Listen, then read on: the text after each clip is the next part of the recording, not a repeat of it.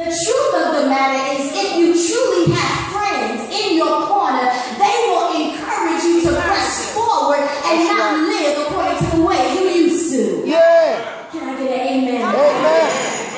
So we find these 4 Hebrew boys brought into the king's palace. Yeah. Their names have now been changed. They're trying to get them used to the new system and the new way of doing things. Yeah.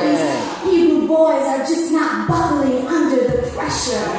In fact, whenever they say no, they actually grow stronger. They say no to the king's meat. We're going to eat this, and in 10 days you can see how strong we are. And they actually got stronger in their saying no. I want to encourage you today to know that you can be strengthened in your saying no.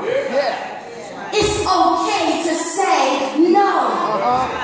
As you're getting armed and ready, you must gird yourself with a no in your mouth that says, no, I will not yield to that standard. I will not yield to that way of living. I will not yield to what I know is not right.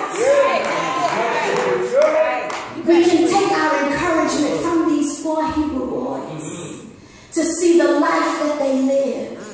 And then in chapter 3, we further understand that King Nebuchadnezzar, he made a declaration across the land and built this golden image and said that at the sound of the flute and the harp, everyone will worship. And here is where we see the conflict of pressure. You have a whole land of people bowing down to this image and serving this God. But you have just 4 young boys who have made a decision to stand for righteousness and live in according to what they believe and not according to the system of the land. My question on this morning is, will we be the people? Will we be the nation? Will we be the generation that says no despite what's going on, despite the rules, despite the laws that's being governed in our land? Will we be the people that say no?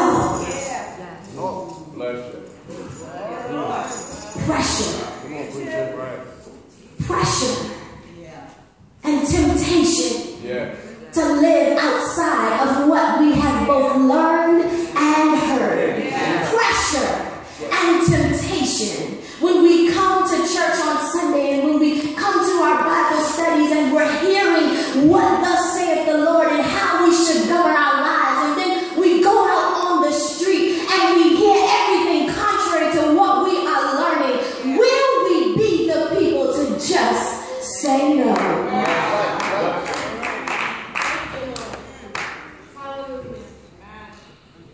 Will we be the people? Will we be the youth? Will we rise to the occasion and just say no? My first point on this morning, where we can take our encouragement from Daniel, Shadrach, Meshach, and Abednego. We see when the king made the decree, and then it got to the king that there were some who refused to bow down. My God. And the king became furious. And so he said, bring them to me. And so even when the 4 young boys stood before the king, they remained firm in their decision to say no. My first point to you on today is to stand firm. Become unmovable and remain unmovable in your decision to live for God. Remain unmovable. No matter what you are encountered with, no matter what your friends try to influence you to do, no matter what your peers try to tell you, it's not right. It's okay to have just a little bit. It's okay just to go a little bit. Stand firm and become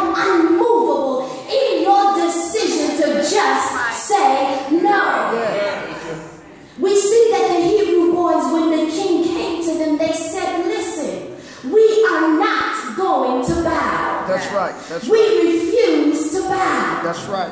But along with the decision came more pressure. Amen. Amen. Because the king did not back off. There was a consequence to them saying no. Yeah. Yeah. My second point to you is to stand up. Once you have stand firm, stand up and live for what's right. Even though they were now thrown into the fiery furnace and they began to experience the consequence of their saying no, they still decided to stand up for what was right. Yeah. They did not cower down. They did not cower down. They were thrown into the fire and they took it like soldiers. Yeah. Because they knew in which and why they were standing firm in the first place. Yeah. They knew the purpose in why they were in the furnace. My God. When you live for righteousness, you will be persecuted. Jesus was persecuted. If we are sons of God and we are heirs and joint heirs to the promise, we too shall be persecuted.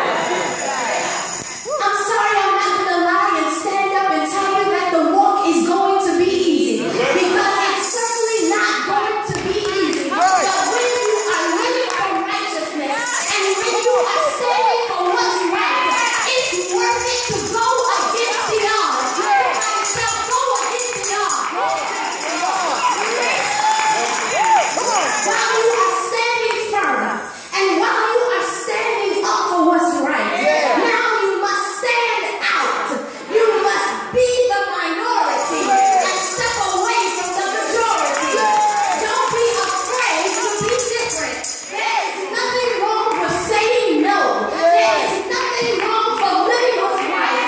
There is nothing wrong for choosing a different path. It might be a little narrow and you might find yourself the only one on the path. And I want to encourage you this morning to know that you can stand firm and you can stand up and you can stand out. Yes, Professor!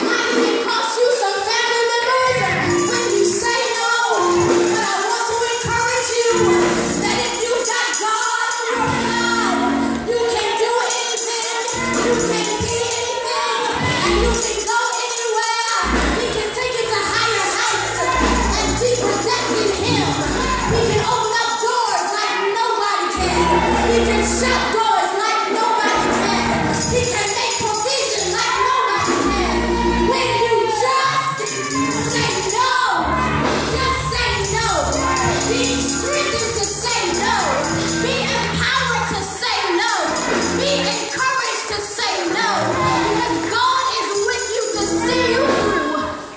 But I got one more point, because that's not how the story ends.